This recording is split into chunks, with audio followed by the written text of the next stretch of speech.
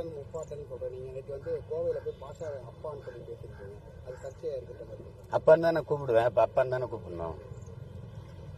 பாஷாவுக்கு ஒரு அப்பா இருப்பார்ல, அவரை தாத்தான்னு கூப்பிடுவேன்.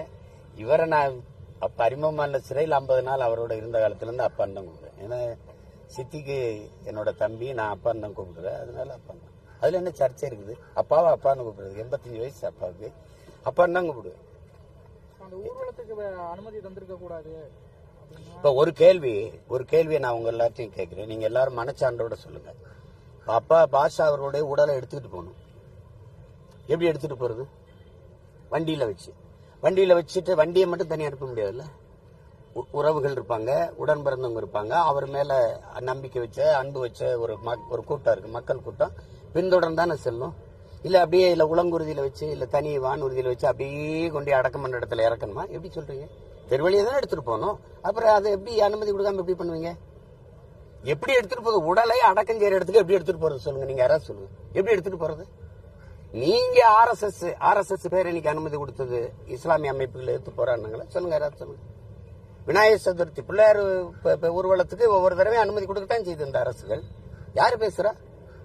இறந்தவர் உடலை எப்படி எடுத்துட்டு போறது அடக்கம் செய்யற இடத்துக்கு மட்டும் சொல்லுங்க.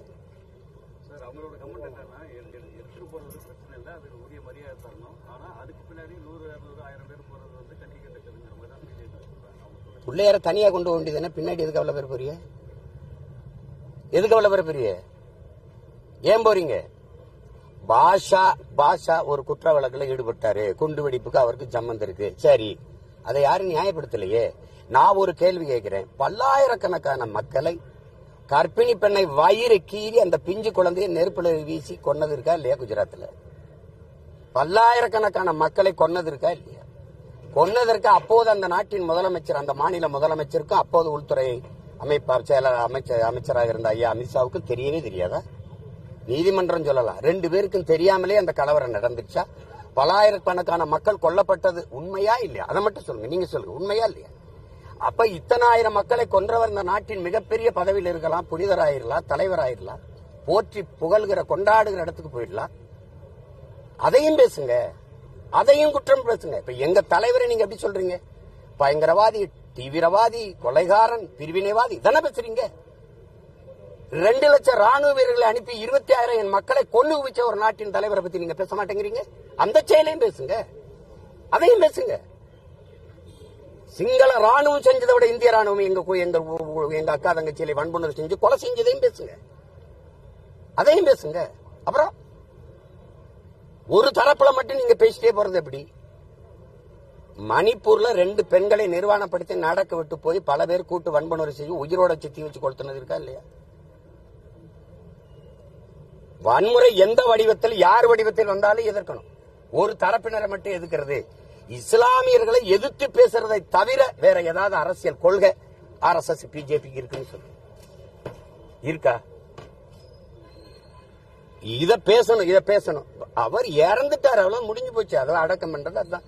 அதுக்கு அந்த ஒரு மரியாதை நிமித்தமா ஒரு சவடக்கத்துல போய் உடல் அடக்கத்துல பங்கேற்கிறது மனித மாண்பு. அது குறிப்பாக தமிழ் பேரினத்தினுடைய மாண்பு. எங்களுடைய வேதமே சொல்லுது, இன்னார் செய்தாரே ஒருத்தர் அவர் நான் நன்னனம் செய்து விடல். இந்த உலகம்பரா தானே சொல்லுது. பகைவனுக்கும் அருள்வாய் நன்னெஞ்சேங்குது, அண்டை அயலானுக்கும் அன்பு காட்டுங்கிறாரு நபிகள் நாயகம். பக்கத்து வீட்டுக்காரன் பசியோடு இருக்கும்போது சாப்பிடாதான்றாரு. பக்கத்தில் இருப்பவன் துன்பத்தை பொறுக்க இயலாதவன் புண்ணியவான்கிறான். பாரதி புண்ணியவான்கிறான். நீ என்ன,